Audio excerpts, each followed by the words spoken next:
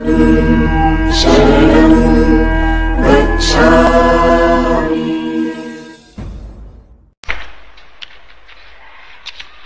बुद्ध की मनोचिकित्सा और आज की पश्चिमी मनोचिकित्सा में क्या भेद है?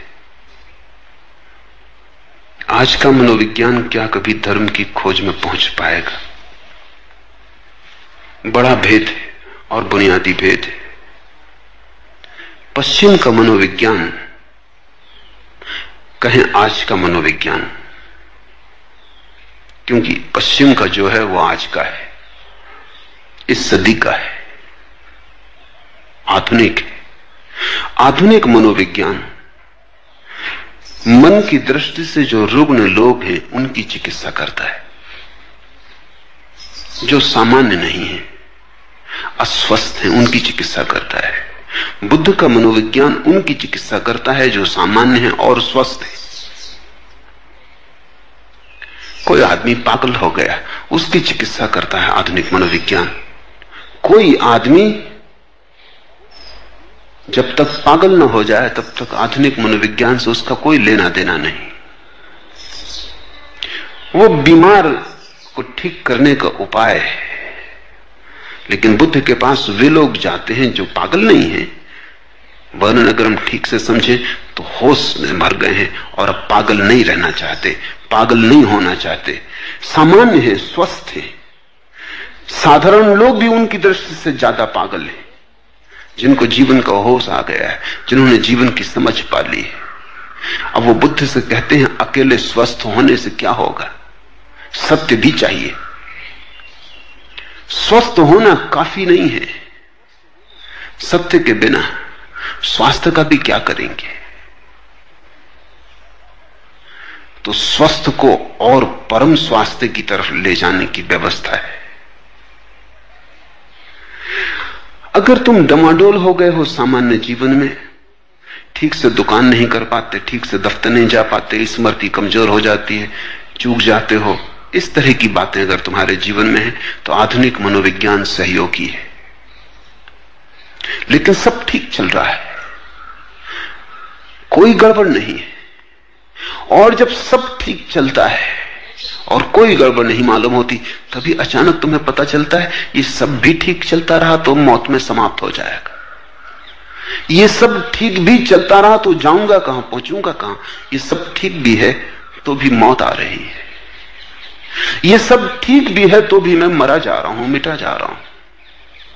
ये सब ठीक भी है तो भी व्यर्थ और आसार है। जिस दिन तुम्हें सब ठीक होते हुए भी आसार का बोध होता है, उस दिन तुम बुद्ध पुरुषों के पास जाते हो पूछने कि ऐसे सब ठीक है, धन है, पत्नी है, बच्चा है, मकान है, सब ठीक है, कहीं कोई अड़चन नहीं है, सुविधा से जी रहा हूं और सुविधा से ही मर भी जाऊंगा।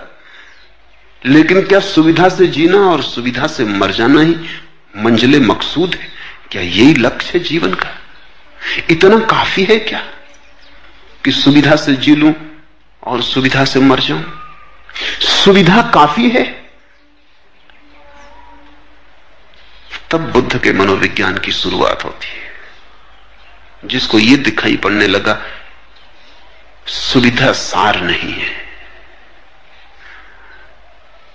सामान्य हो जाना कुछ भी मूल्य नहीं रखता। स्वस्थ हो जाने में भी कुछ नहीं है जब तक सत्य ना मिल जाए। जीसस के जीवन में उल्लेख है कि वो एक गांव में आए और उन्होंने एक आदमी को शराब पिए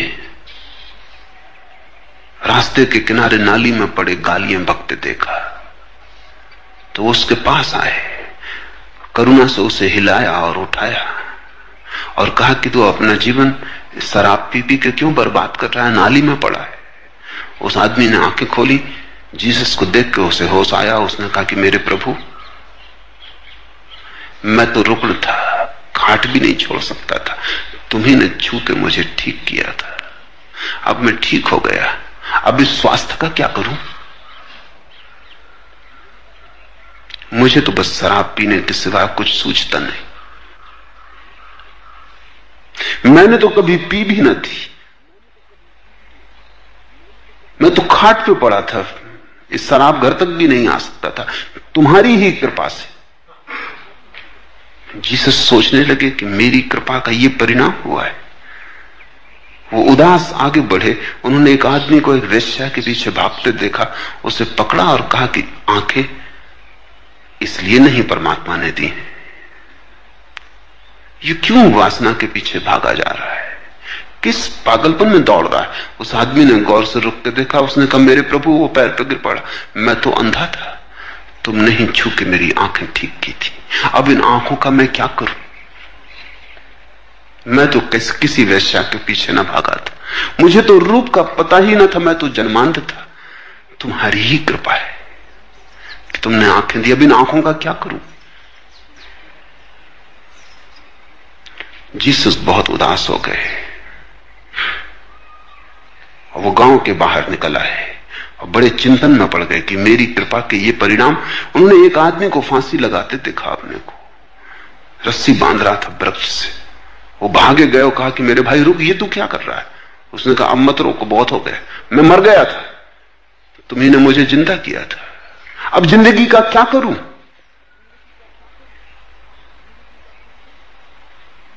ये तुम्हारी ही कृपा का कष्ट मैं भोग रहा हूं, अब बहुत हो गया, अब मत रोकना, और मर जाऊं तो मुझे जिलाना मत। तुम कहां से आ गए, और मैं किसी तरह तो इंतजाम करके अपना मरने की व्यवस्था कर रहा हूं, पहले भी मर चुका था। जिसको तुम स्वास्थ्य कहते हो उसका परिणाम क्या है, गमाओगे उसे कहीं जिंदगी के रास्ते पर, किसी नाली में पड़ोगे। जिससे तुम आंखों की ज्योति कहते हो उसका करोगे क्या, कहीं रूप में भरमाओगे। और जिसे तुम जीवन कहते हो उसका भी क्या उपयोग है सिवाय आत्महत्या के। कोई धीरे धीरे करता है, कोई जल्दी करता है, कोई एक ही छलांग में कर लेता है, कोई आत्महत्या करने में 70 साल लगाता है, इससे कोई फर्क नहीं पड़ता। इससे कुछ ये पता नहीं चलता कि तुम में और आत्महत्या करने वाले आदमी में कोई फर्क है। वो जरा हिम्मतवर रहा होगा, एक झटके में करना चाहता था, तुम कमजोर हो, धीरे धीरे करते हो, रोज रोज मरते हो। तुम कर क्या रहे हो यहां पृथ्वी पर सिवाय मरने के। बुद्ध का मनोविज्ञान वहां से शुरू होता है जहां तुम्हारे पास सब है और प्रतीति होती है कि कुछ भी नहीं।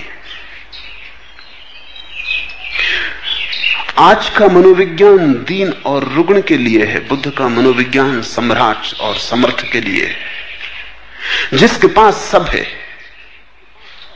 और अनुभव में आया कुछ भी नहीं है, हाथ खाली, ऐसे हाथ भरे हैं हीरे जवाहरातों से, मगर हीरे जवाहरात व्यर्थ हैं। जिसको भरी जिंदगी के बीच जिंदगी उजाड़ मालूम पड़ी, संपत्ति के बीच विपत्ति दिखाई पड़ी, स्वास्थ्य के बीच सिवाय रोगों के घर के और कुछ भी मालूम ना पड़ा, और जिंदगी केवल मौत की तरफ यात्रा मालूम पड़ी, वो बुद्ध के पास जाता है। बुद्ध का मनोविज्ञान परम जीवन का मनोविज्ञान, उस जीवन का जिसका फिर कोई अंत नहीं, शाश्वत का, सनातन का, एस धम्मो सनातनो। वो उस धर्म और नियम की बात करते हैं जिससे सनातन उपलब्ध हो जाए, शाश्वत उपलब्ध हो जाए। पश्चिम का मनोविज्ञान धीरे धीरे बुद्ध के मनोविज्ञान के करीब सरक रहा है, सरकना ही पड़ेगा। देखो, पश्चिम के चिकित्सा शास्त्र का नाम है मेडिकल साइंस। उसका मतलब होता है औषधि विज्ञान। पूर्व ने हमने जो औषधि विज्ञान बनाया उसको नाम दिया है आयुर्वेद। औषधि का नाम नहीं दिया, आयु का विज्ञान, और विज्ञान भी नहीं, वेद, विधायक। औषधि तो नकारात्मक है, बीमारी हो तो औषधि का उपयोग है, बीमारी ना भी हो तो भी आयुर्वेद का उपयोग है, क्योंकि वो केवल जीवन का विज्ञान है। वो सिर्फ बीमारी की फिक्र नहीं करता कि बीमारी हो तो औषधि दे के मिटा दो, बीमारी ना भी हो तो जीवन को कैसे गुणनफल करो, जीवन को कैसे बढ़ाओ। पूर्व पश्चिम की दृष्टि में यह फर्क है। पश्चिम फिक्र करता है कांटा निकाल लेने की, पूर्व फिक्र करता है फूल को भी रख देने की। पश्चिम फिक्र करता है दुख निकाल लो, पूर्व फिक्र करता है आनंद को जन्माओ। दुख को निकाल लेना काफी नहीं है, दुख भी ना हो जीवन में तो भी जरूरी थोड़ी है कि आनंद हो। कितने लोग हैं जिनके जीवन में दुख नहीं है, लेकिन इससे क्या आनंद होता है? बल्कि सच्चाई यह है कि जिनके जीवन में दुख नहीं है उनको ही पता चलता है कि जीवन बिल्कुल व्यर्थ है। जिनके जीवन में दुख है उनको तो अभी आशा लगी रहती कि कुछ उपाय करेंगे, दुख मिटाएंगे, कल सब ठीक हो जाएगा। जिनके जीवन में दुख नहीं रहा वो एकदम चौंक के पूछते हैं अब क्या करें।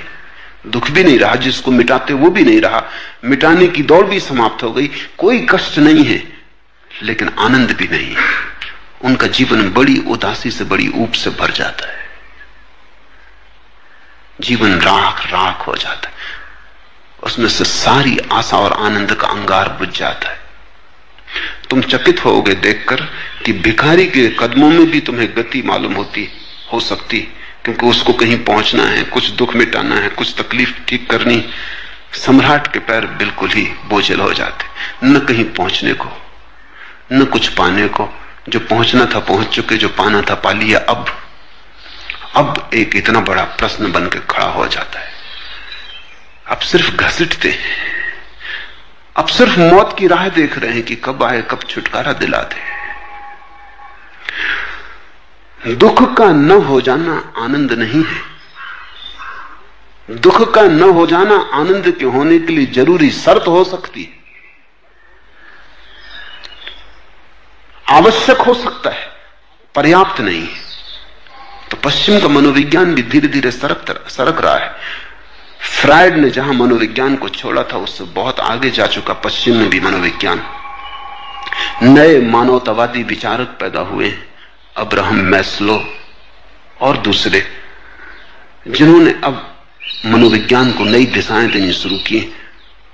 वो दिशाएं ये हैं कि अब इस बात की हमें फिक्र नहीं है कि आदमी सिर्फ स्वस्थ हो, स्वस्थ से ज्यादा हो, आनंदित हो। इतना काफी नहीं कि बीमारी ना हो, इतने से क्या होगा, उत्सव हो। तुम चल सको, तुम्हारे पैर स्वस्थ हो, इतना काफी नहीं है, तुम नाच भी सको। चलना एक बात है, एक आदमी है पैर ठीक नहीं, चल नहीं सकता, पक्षाघात है, लकवा लग गया है, लकवा मिटाना जरूरी है। लकवा मिट जाए तो चल सकेगा, लकवा मिट जाए तो नाच भी सकेगा, लेकिन लकवा मिट जाने से कोई नाचने नहीं लगता है। लकवा मिट जाना नाचने के लिए जरूरी शर्त है, काफी नहीं है। कितने लोग हैं जिनको लकवा नहीं लेकिन वो नाचते दिखाई नहीं पड़ते। नाचने के लिए कुछ भीतर संपदा का अनुभव चाहिए। नाचने के लिए भीतर कोई किरण उतरे, कोई गीत उतरे, कोई धुन उतरे, जीवन को कोई सुराग मिले, रहस्य का झलक मिले परमात्मा की, तो कोई नाच सकता है। धीरे धीरे पश्चिम का मनोविज्ञान सरक रहा है, सरकना ही पड़ेगा, क्योंकि बीमार तो बहुत थोड़े लोग हैं, बहुत लोग स्वस्थ हैं और फिर भी उनके जीवन में कोई आनंद नहीं। उनकी भी चिंता करनी पड़ेगी। लंगड़े लूलों को ही ठीक नहीं करना, नहीं तो काम बड़ा आसान था। जो लंगड़े लूले नहीं हैं उनको नाच भी देना है और काम बड़ा कठिन है। लेकिन जब पहला कदम उठ जाए तो दूसरा कदम भी उठना शुरू हो जाता है।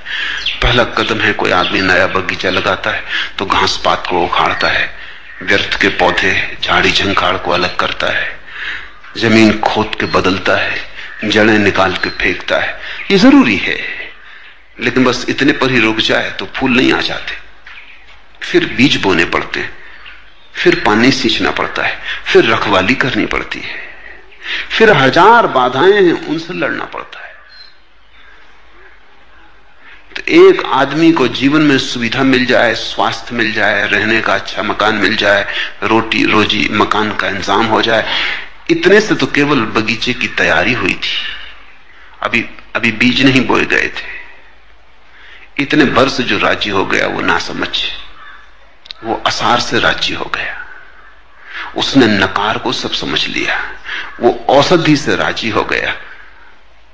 उतना काफी नहीं है। चिकित्सा शास्त्र का जिनका गहरा अनुभव है वो कहते हैं कि कई बार दो मरीज एक ही बीमारी के मरीज होते हैं, एक ही अवस्था के होते हैं, और एक पर दवा काम कर जाती है और दूसरे पे काम नहीं करती। तो इसका बड़ा चिंतन चलता है कि ऐसा क्यों होता है। खोजबीन से पाया गया कि जिस आदमी पर दवा काम कर जाती है वो आदमी जीना चाहता है, जीने की आकांक्षा है, जीवेशना है, औषधि काम कर जाती।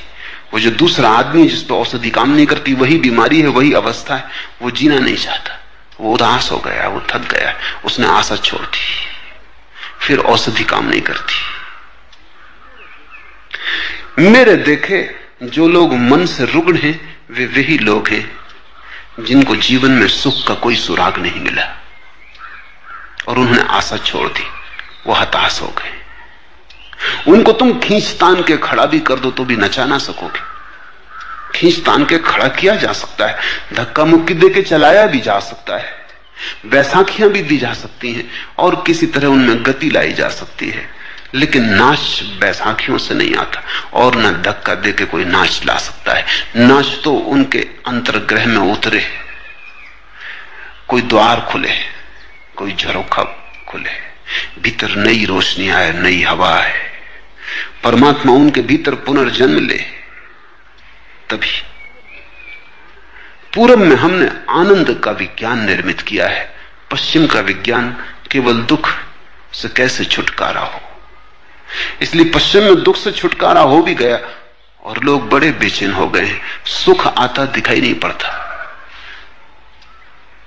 इसलिए पश्चिम का मनोविज्ञान एक एक कदम आगे बढ़ रहा है और आज नहीं कल बुद्धों के मनोविज्ञान से उसका संबंध जुड़ जाएगा।